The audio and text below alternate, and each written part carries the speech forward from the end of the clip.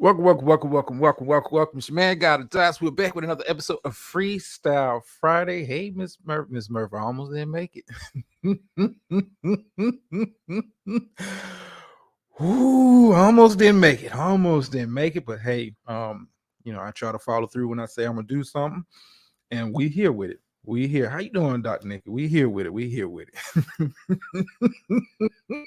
Almost didn't make it, y'all. I almost didn't make it. Y'all know how it is on Fridays, and the spirit has come over me, and I'm motivated. But that's neither here nor there. We're here for the night show.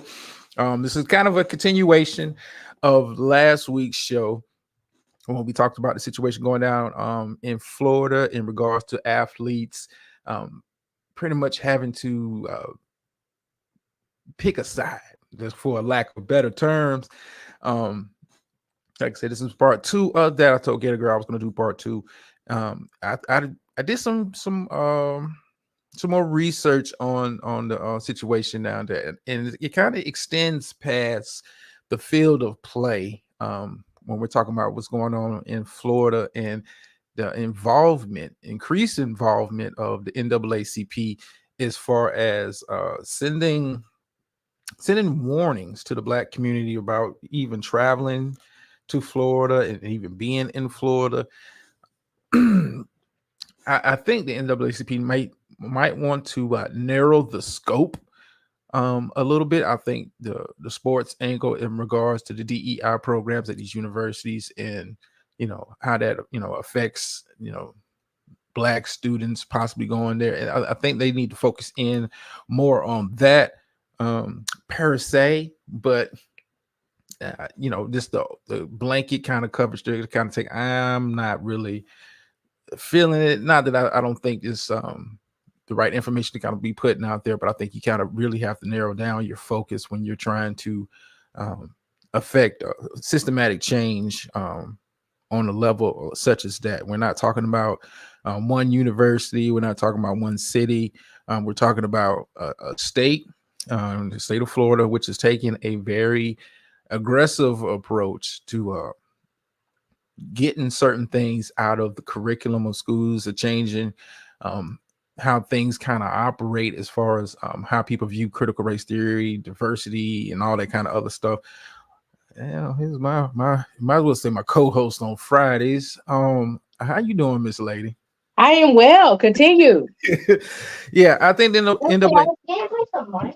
I'm sorry, that's my great grandson talking. Keep going. Okay. I think the NAACP might want to narrow the scope. I think the sports angle is a proper approach to kind of take, because if you're trying to get wholesale changes done in Florida in regard to the Black community and inclusion and diversity and all that kind of other stuff, I don't think that's going to work. I like I said, I think it's too wide of a net to be throwing, but that's just my opinion on it. Your thoughts on it, man?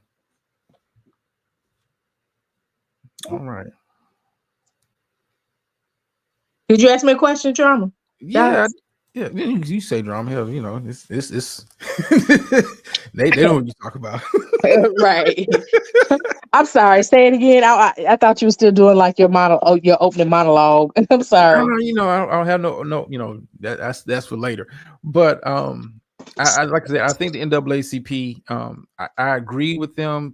Putting that kind of information out as far as like warning Black people about visiting Florida and what Florida's got going on. I think they need to narrow the scope and really kind of hone in on what's going on as far as like DEI and tying in the Black athlete, because like I said, it gets them more. In my opinion, it gets them more traction. Like it narrows the scope. Like you're not making national news just trying to throw a blanket over Florida. You're making national news by focusing in on the sports element. It's making network TV. It's making major network TV. I think you need to keep with that angle, taking an aggressive approach towards that, instead of just trying to do, like I said, a wholesale blanket coverage of what Florida's got going on. And that's just my opinion of it. Okay, so I agree with you on that. And that's kind of been my stance with and you've heard me say this several times, like we don't have Black leadership, we have people leading Blacks. And when you have people who are leading Blacks, you don't have necessarily a focus, and it kind of cheapens the legacy and the reason why you're even being, called or involved with it. And I see that that is an ongoing tendency or problematic for groups like NAACP and Al Sharpton and, Ben Crump. Mhm. It's like, yeah, we need, people who about that action, but can we be, selective and, really delve in to see what is the hot button issue and stop getting all amped and excited about low lying fruit or low hanging fruit? Yeah, listen, I'm with you. Like I said, I think NAACP, this narrow it down. I think it'll be a much more effective approach. Now, I I included the Rooney Rule. This is kind of I want to have a broader discussion on the Rooney Rule in the NFL. Are you aware of what that is before I get started? Yeah, remember you hit me in that like the first couple of times we talked. I knew that there was one, but I didn't know necessarily what they called it. About how many black people get to view for, not how many, but the fact that you at least allow so many black candidates to interview for head coach, in NFL. Now, we're talking about diversity and inclusion and all of that kind of stuff. I'm of the mindset. I went back and kind of look at it. The Rooney Rule. I think they might. I think the NFL should take it a step further. I think with how many black players you have in the NFL, I think we're being underrepresented in regards to leadership position, head coaching positions, general manager positions. I think you need to tweak the Rooney Rule, and I would say this. I think you should put something. I don't want to call it affirmative action. Um, Yeah, because that helps white women. I don't want to label it that, but I think with the Rooney Rule, you kind of expand it to the where I at the minimum, I would say at the minimum, with when we're talking about the NFL and ownership, how that kind of goes.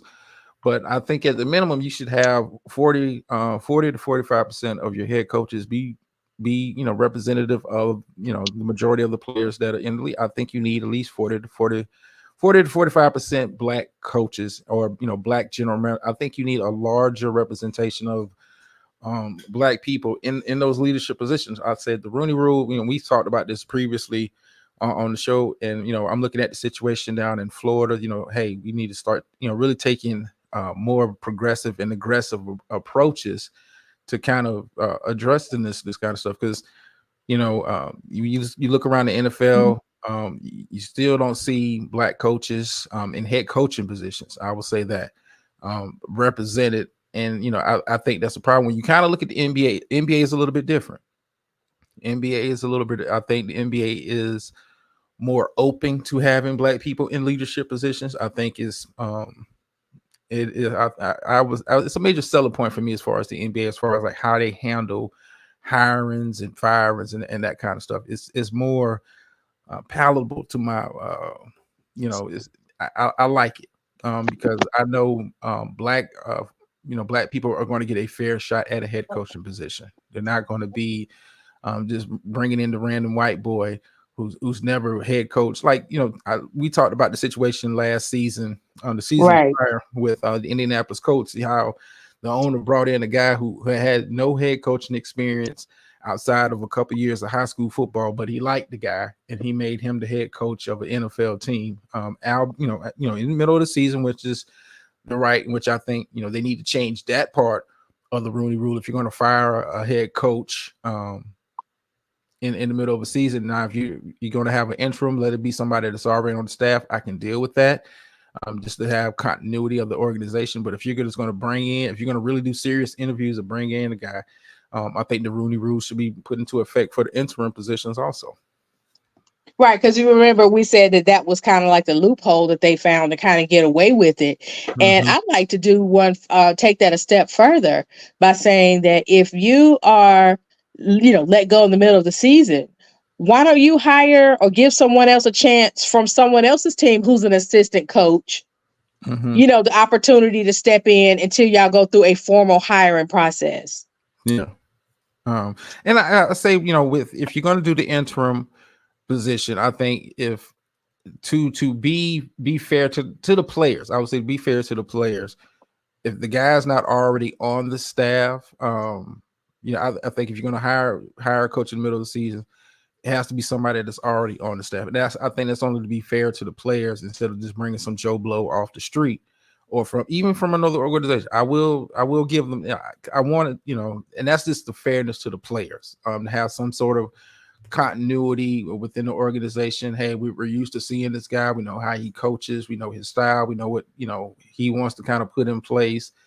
I think to be fair to the players in the organization, do that. But if you're going to say we're going to look outside, I think you have to do the full process and do the whole Rooney Rule, even with the interim position, if you're going to take that approach. But I think, like I said, there need to be changes made to the Rooney Rule. I think they need to expand it. And like I said, I don't want to use the term affirmative action because it kind of leaves a weird kind of taste in my mouth when I think about it. Like, we shouldn't have to even be having this discussion. It should just be the best candidate for the job, but we often know it doesn't work like that in the world of sports.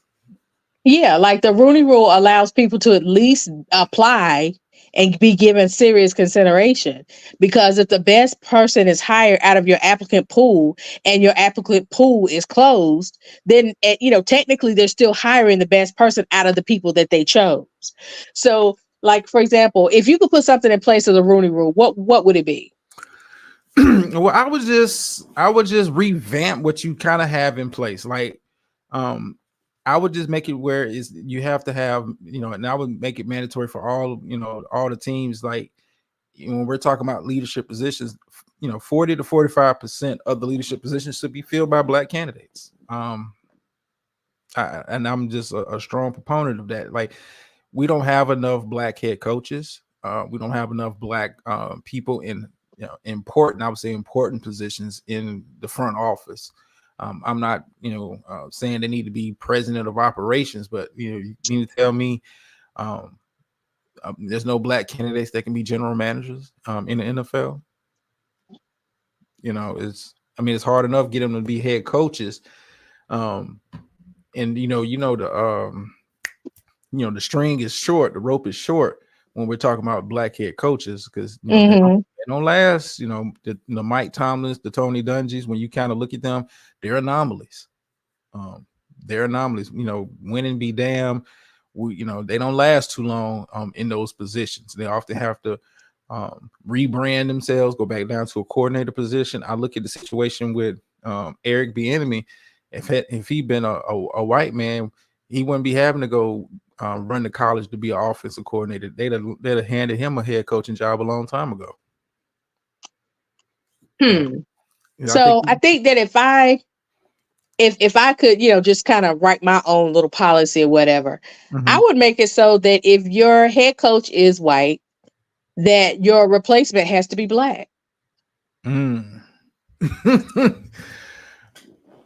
if your head coach is white, that one of, your assistant coaches should be Black.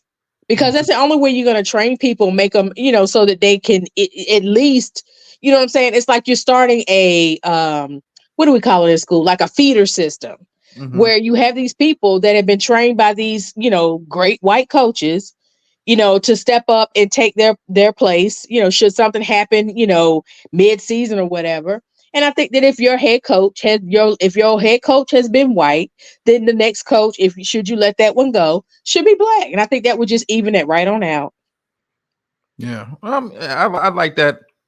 I like that approach. I like that concept of having them, in place. If you're not going to go ahead and put them in a position to where they can learn, quote unquote, be groomed for the position. Absolutely. Yeah. Like have an intentional succession plan, not an accidental, or an incidental one. Let me ask you this. I know you're not a basketball fan, but why do you think the NBA seems to be more inclusive when it comes to involving Black candidates or Black people in leadership positions more so than the NFL? I mean, because we're talking about, white men owning teams in both of them, but it seems like the NBA just has a culture that is more inclusive to the Black candidate for those positions. Why do you think that is, though? Well, since I have been very studious in the school of God of Dots, I can answer this intelligently by saying that it's because the power that the players have. Simple as Oh, that. I wasn't thinking along that line. Yeah. I wasn't. I'm glad you kind of threw that out there because I See wasn't a what I'm think. saying? I owe Yeah, you. I'm glad you've been listening, paying attention. I wasn't And, thinking along those lines. yeah, and I need a certificate of completion. Yeah. These are my continuing education hours. Yeah, I So wasn't. that's why. It's because of the power that the players have. And then with the NBA, you're dealing with a whole nother ballgame as far as money Mm. Well, I mean, well, as and how far as much you're paying these players. If they don't want to perform for you, I don't think the owners or the GMs are going to say, but this is the coach I want you to have. yeah, I agree. I wasn't thinking along with the players because I was confused about it now, but players' power never kind of crossed over. Um, but I look at it like this: when I look at the NFL, um, and it's because how they have, and you brought it up when we're talking about the money with the Hmm. NBA, those guys have guaranteed contracts, whether they play a minute or not. Those are guaranteed contracts, and that's what it is with the NFL. The ownership has remained in power. No matter, Absolutely. yeah, I mean, I know salaries have gone up, but as far as like being able to really affect change on a wholesale level, because the NFL has shown you that if the players go on strike, like we have no problem rolling out what they call them scabs. Yep. We have no problem doing that because we'll put something out on the field. It may not be what fans want, but we'll put something out on the field. Yeah, a game will be played. With the NBA, it's like they go through. When it's time to negotiate, the collective bargaining agreement, it's like we'll have a lockout and it won't be nothing because I don't think NBA fans will accept G League players representing their teams and thinking those games matter. Like they'll shut down the entire league. How you doing, Miss VS? They'll shut down the entire league. I don't know if NFL players will ever get to that point, just because I don't ever think it'll be a point where NFL players will get fully guaranteed contracts. I mean, it's a lot of guaranteed money given out to certain positions, but I don't think it'll ever be. I don't think that the ownership will ever let that happen to where players are walking around with fully guaranteed contracts, because that means they have some kind of power, they have some kind of leverage when we're talking about force and change, such as what we're talking about. Hmm. I know you got me with this one. You got me. You listen. You're an excellent teacher. Brava, brava. So wait a minute. You said Miss VS dropped down out the clouds. Miss VS, yeah, she and thank you, Miss VS, for sharing sharing it out. I appreciate that.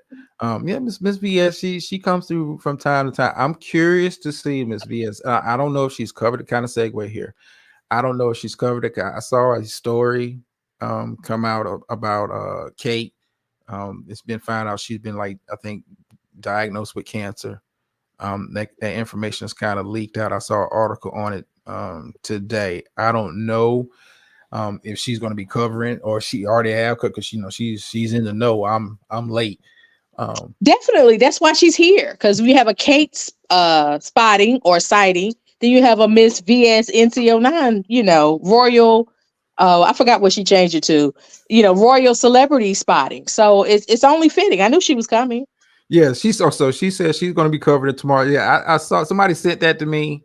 And they was discussing it in some messages going back and forth. I was, I don't keep up with it as intensely. I kind of know what it is, based off my favorite correspondent is VS. But yeah, she said she's going to cover that tomorrow. But so yeah, I'll be looking forward to that. You'll see me drop down and from my satellite station over there. You're funny. You are funny. But no, since I knew that if once Kate Middleton, actually came out, or the Duchess of Windsor, that or Princess of York, or whatever she is, I forgot, that Miss VS, yeah, she was gonna, come out as well. Because she's the only person who knew where she was. Yes, Miss VS keeps me abreast of what's going on over there in regards to the royal family, and I very much appreciate her content. But let's Absolutely. let's kind of get back into this now. Where was I going? Because I had another note I was going to bring up. So Jesus. yeah, did you say how you were going to say about the power of the NBA players since I brought Yeah, that yeah, to your attention yeah. and the coaching there? Because Yeah. are they having those same conversations about black head coaches in the NBA? No, and this is why I say that, because the the culture with the NBA, I would say they've been ahead of the curve. Yeah, yeah. We're talking about black people getting into head coaching positions, and not only just head coaching positions, but higher leadership positions in organizations. Um, black candidates, and they last. They're not so quick to fire them. They're not so quick to run them out of town. Yeah, the NBA, like I said, is been ahead of the curve for me. I think even more so than baseball or the football, NFL will ever be, because power of the players, and you would think it would be something like that with baseball because they have a similar situation as far as players having power, Mm-hmm. because they have fully guaranteed contracts. But you don't hear people kind of talk about it like this. It's like I couldn't tell you. I'm not an avid, baseball fan. I don't know what's going on with everybody, but I don't see a lot of you know, black people in leading from the dugout or leading from the front office. But then again, I don't follow like that. But then again, it's not a major thing. They don't have a Rooney rule in place. It's just kind of like, I hate to say it, kind of like the good old boy system. They hire who they want to hire, however they want to do it, and it's like that. I don't think players or people are even pushing for inclusion in baseball leadership like they do in the NFL. Well, see, I think that's because it's not uncommon to see a black head coach in the dugout in the playoffs. So, like, if you only watch the playoffs, like, there are a lot of coaches in baseball that have very solid programs, and we see them in the dugout in the playoffs often. Mm-hmm. Yeah. So I don't know. Like, I watch baseball, but I don't follow a particular team. Like, I watch the playoffs and just about anything on a championship game and about any sport. But we are a baseball family here, and yeah, like, I've never sat down and done the numbers or anything like that. Mm-hmm. But I don't think they have. Again, I don't know why the NFL is so unique in that. Like, I think they're the only ones who really want to shut down this good old boy system and keep it airtight. Because even in the NBA, like with football teams, I don't see hip hop artists and people pooling their money together as a collective to buy into a particular team. And they can use their money, but Yeah. you see it in the NFL. Yeah. I mean, in the NBA. I'm sorry. Yeah. I mean, even with ownership, black people really get into ownership groups, and that you see it more so in the NBA than you do in the NFL. NFL, I don't want to say it's that.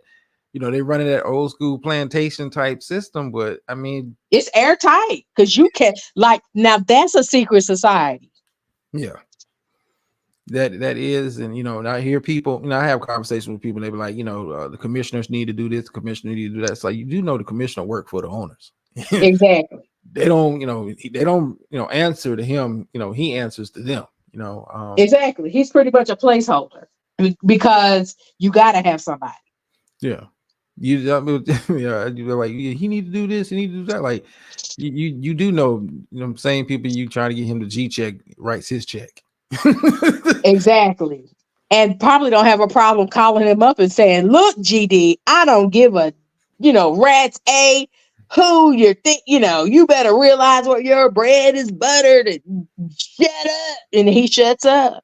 Yeah, I mean, because you've had owners, some NFL owners come out publicly, and from time to time, G check, G check him, for some of his comments and some of his stances on certain things. It's just a different kind of a system there. But back to the Rooney Rule. Like, I agree with you. We need to expand it. I like what the idea is you have like a quiet, like a farm system, like kind of like what they do with baseball. Mm-hmm. I like that. But I would also add in the caveat, and at least 40% of the head coaches need to be black. I don't know how you have a league that's 70-75% black and you don't have even close to that a representation in leadership positions. You just don't. Right. Right. And I mean, yeah, I'm with you on that. I'm definitely with you on that. And I'm wondering if they're actually having the same conversations that we're having, or if it's that good old boy system is so tight that people don't even think about talking about it because it ain't gonna happen. well, I mean, but even with the Rooney Rule, I mean, it's so flimsy, and it's so easy to circumvent because if I have an idea who I'm going to hire for the position, when you tell me all I have to do is interview, minority candidates. I mean, that's light work. That's nothing. I can get them done in a day. Right. Before I can get that done before lunch. Now, Because let me ask you something else about these interviews that I'm not quite clear on. So, if somebody interviews to be the head coach of one team and they're not chosen, are they able to interview for another team? Like, is it a season where these coaches are going through these interviews, or is it like invited and if all the interviews of the teams are held, like on the same day, so no, that you no, only get one shot? no. With the NFL, when it comes time, like say they have a position open, Mm-hmm.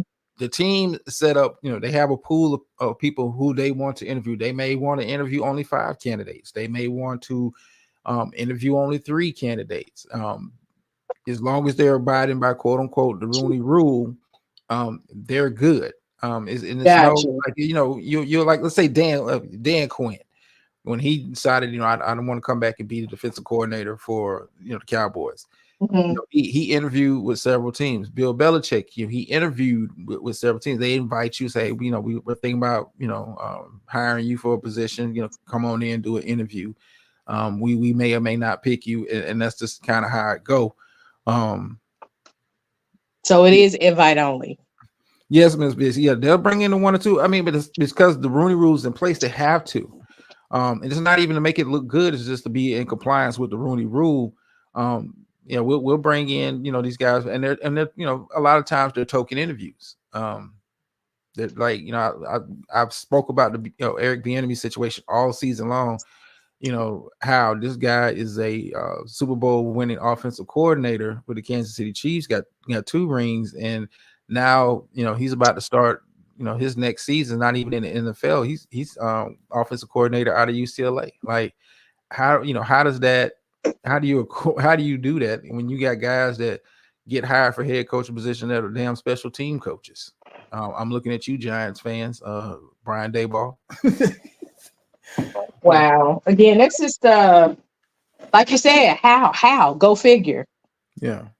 But it's like with the head coach position, like they know, you kind of know as you got to go through the season what jobs are probably going to be open. Is when it's time to do firing at the end of the season, what they call Black Monday after the last game of the season.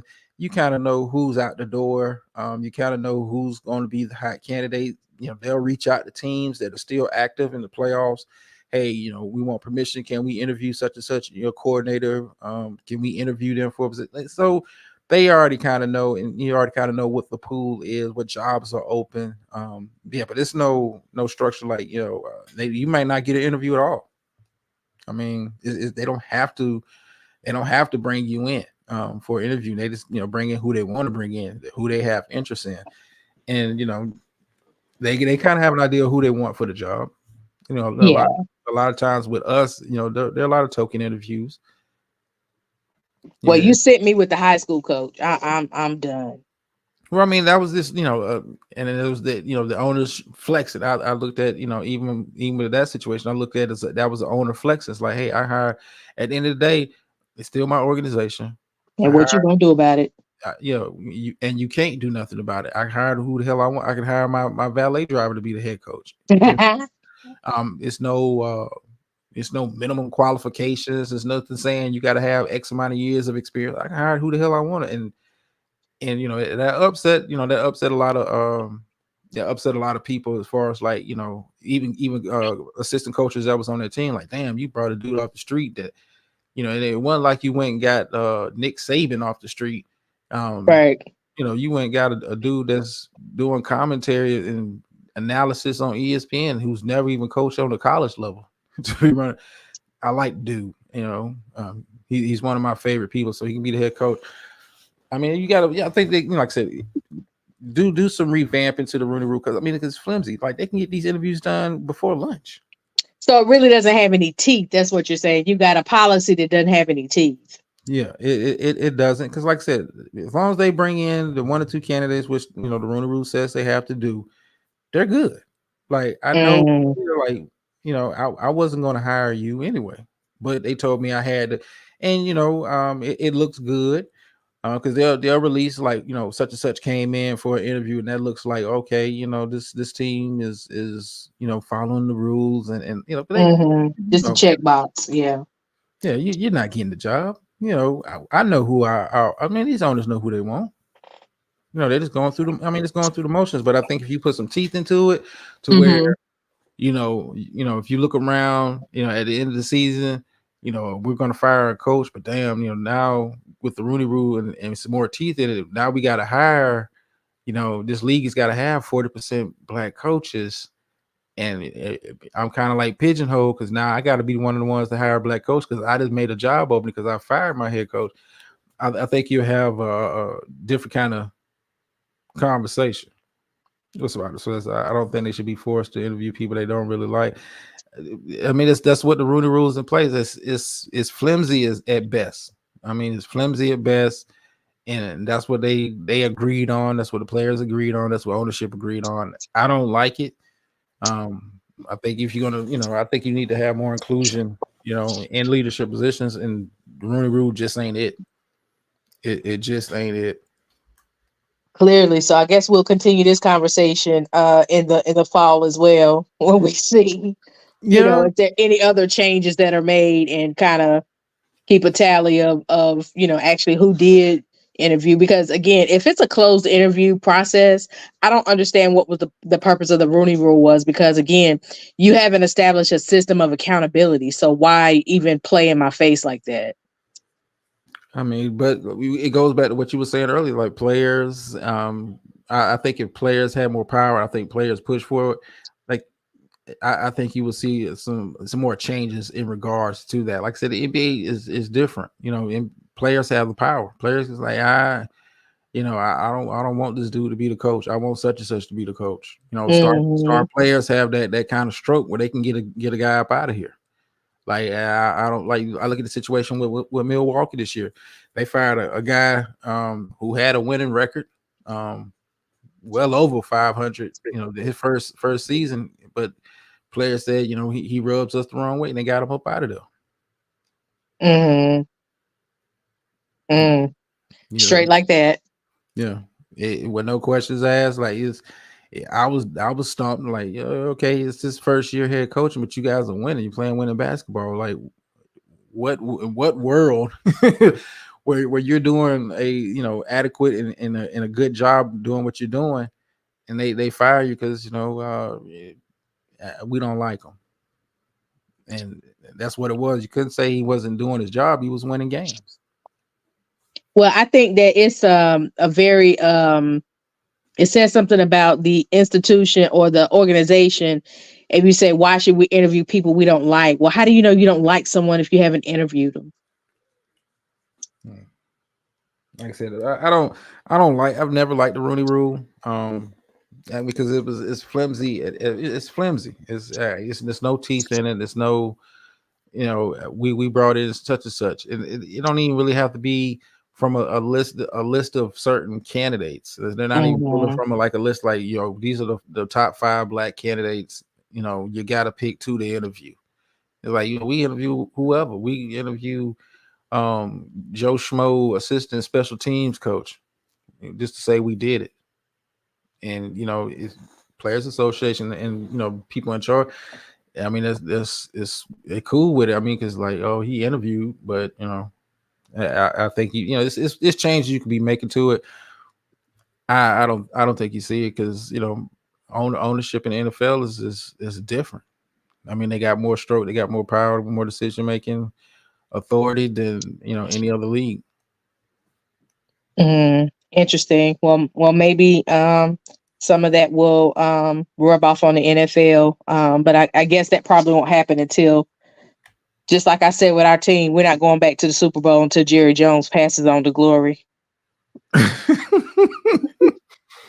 And I keep hope alive, but I'm telling you, I believe it's Jerry Jones. It's like, dude, why can't you just be the money and sit down? Jerry's not going anywhere. I mean, but that's Jerry. It is, but that's that micromanagement. It's like, dude, you're not even like, if you had all those titles, then I could understand. But it's like, dude, you got one title. Why can't you be that? Because he's allowed to do whatever he wants to do. You know, when you're the man writing the checks for everybody in the building, who's going to tell you you can't have your own sports show? Right, but then don't have any expectations. It's like you can't. and again, I realize I'm preaching to the choir, but that's my theory. Well, you know, we're not going back until he is deceased. I'm gonna be hopeful going into the next year. I'm always hopeful, but that's my reality. So I have a hope, and then I have a reality. My hope is that, you know, each year we get closer and closer so we can get to it. But the reality is it's not going to happen until he moves on. Ms. VS brings up, you know, if he had left Jimmy alone, just listen, Ms. VS, every Cowboy fan on God's green earth realized the day he let Jimmy Johnson go, it was the dynasty was over. For sure. Everyone knew. And it is hell. Ms. VS, you just sent me into a deep depression. I mean, I know they won one after, but those were Jimmy guys. You know, the culture. I'm just saying this. Yeah, let's move. Let's move on before because this just made me depressed. Now, have you been keeping up with the tournament so far? You talking about the March Madness? Yes, unfortunately. March Madness is why you say unfortunately? Because sometimes I need a break from basketball. I told you, play too many games. Well, I'm just saying. Well, the beautiful thing about March Madness that I love more so than any other tournament is the fact that I look at everybody on equal footing, and that makes me want to tune in more for a game. If it was a regular season game, I wouldn't care. But I, take the example the game earlier today. I was watching Yale and Auburn. Yes, I saw that.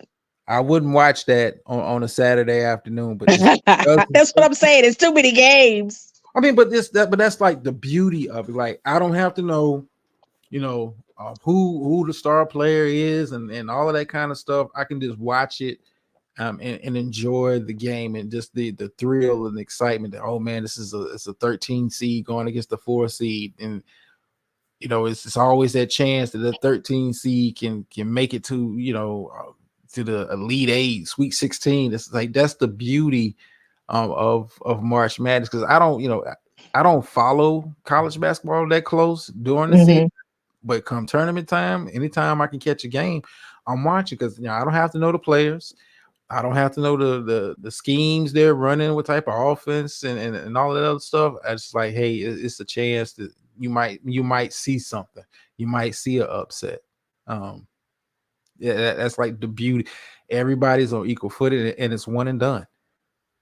One and done. Like, I thoroughly enjoyed March Madness every single year. I even filled up my bracket. My bracket was busted by the first night, but I was getting ready to say, like, so I don't even do that. I think I did that one year, and then I became uninvested in it.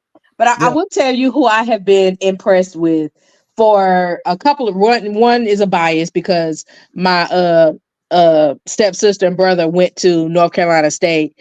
But the big dude that is 6 something and 206 million pounds, oh my God. Yeah. Oh my God. And like I just like I mean, don't to see him take it to go to the hole, oh my God. It's like, get out. I mean, he's flicking these people off. It's like watching Speak Son with these little kids that he's running around with. tournament time is the best time of year for I mean, I think I like the March Madness more so than I like the NBA playoffs because it's one and done. What? Yeah. And I say it's one. This is I mean one and done. It's with when you have series, typically the team with the most talent wins. Typically, Yeah, I watch for the upsets myself. I mean, but you watch, but you're not like it's no Yale going all the way to the NBA finals. No, Yeah. you know, but in college Which is basketball, why it's like, why are they even up there? Like, why do I have to watch this game to get to the next game? That's why I'm saying I get frustrated too easily. no, I mean, but it's like a series, but it's you know typically the team with the most talent is probably the most healthy at that time. It will win. Very rarely do you see a complete underdog that no one gave a shot to making it and winning the thing. That's the beauty of college basketball, March Madness. You know, when they tip off your regular season don't mean nothing. It's just this game here. Right. And I'll give it to, the person in the chat. Anybody can win. So yeah, that's why I watch. I watch for the upsets. Yeah. But I'm enjoying it. I'm enjoying tournament time. It's my favorite time of year as far as like watch. If I'm gonna watch basketball, game after game after I watch I watch March Madness because it's like you never know what you're gonna see. You go in thinking, oh, this team is a higher seed, but you may not have watched the other team play. Exactly. Sometimes it's not even the team that has the most talent. It's just what day of the week it is and who you matched up with. Yeah, Kentucky lost. I mean, my bracket was busted after the first night. Who did you have winning it all though? I got UConn. I had UConn going and winning it all, but that's the beauty of the tournament. One bad game and they're out. They were number one for a healthy chunk of the year. I have Houston making it to the Final Four. I typically I pick either one or two seeds to make it to the Final Four because that's kind of like the norm, but still, you never know. I always go with a North Carolina team. Because as I said, I don't even do the brackets anymore. I just like, okay, I'm satisfied with whatever North Carolina team, whether it's Duke, Chapel Hill, or State. Yeah. Well, Miss VS them out. I hope Duke follows them out. I'm a Duke fan, but if they go out, they go out. I just enjoy the basketball. Like I have my, particular schools. Like I like watching them play. I grew up watching, but Kentucky getting put out. Guess what? It's over with, and it's on to the next game. Like we don't dwell on it. Let them do that. We just enjoying basketball, and that's the beauty of the tournament. Yeah, well, it means a little something different for me because living in Greensboro for as long as I did, and they used to have the tournaments there. It was just like the city, just like March Madness just changed up the city. All right. So, did I have anything else on my to-do list? No, I didn't. Wait, did you ever mention anything about what happened with LSU and South Carolina? I know I didn't. With the girls' basketball team and how the coach responded afterwards saying that she wished that girl had pushed Asia. Is her name Asia? I know her name escapes me. Jesus, come on, man. But I heard the comment. I didn't cover that. It was a lot of negative feedback on the LSU coach for making that statement. But I mean, a part of me feel like she kind of had a point because the biggest girl on the team, you just push the center of South Carolina, you just push the small guard, and you kind of did it. But after the small guard fouled and her brother comes running out the stand. Yeah, Angel Reese. Thanks, Spot. Angel. Okay, yeah. I don't even know why I said Asia. Angel. Yeah, but I know they got. I want to say they were suspended. Some of them were suspended for the first game of the tournament. Um, Mm-hmm.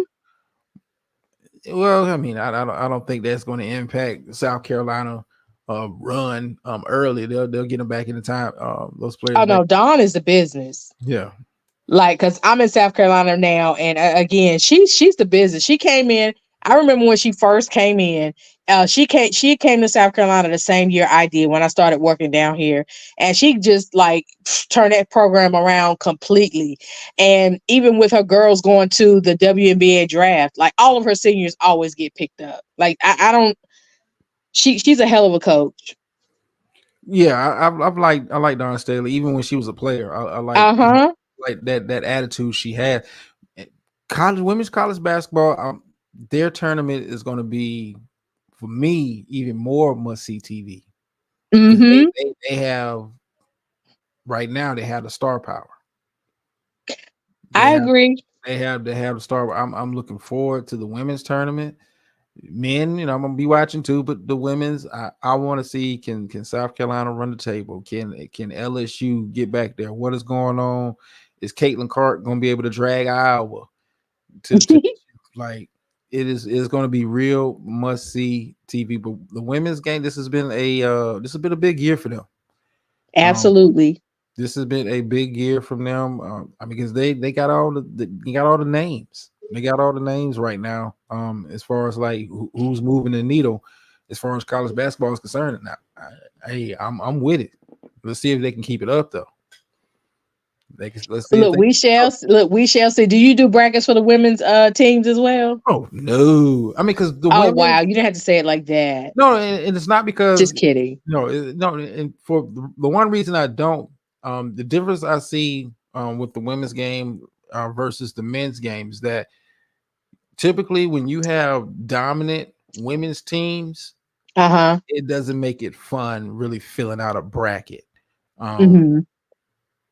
like I know if I had to put money on it, South Carolina is going to be in the mix. LSU is going to be in the mix. UConn is going to be in the mix. It's just like women's college basketball, they've always had powerhouse schools, Tennessee, UConn. Like they've always had the powerhouse schools, and I just watch it doesn't get exciting. It's good, good basketball to watch, but it doesn't get exciting for me till we get down to like the Elite Eight when it comes to the Got you. women. Because it's like typically the best teams in the country. You don't really see Cinderella stories like that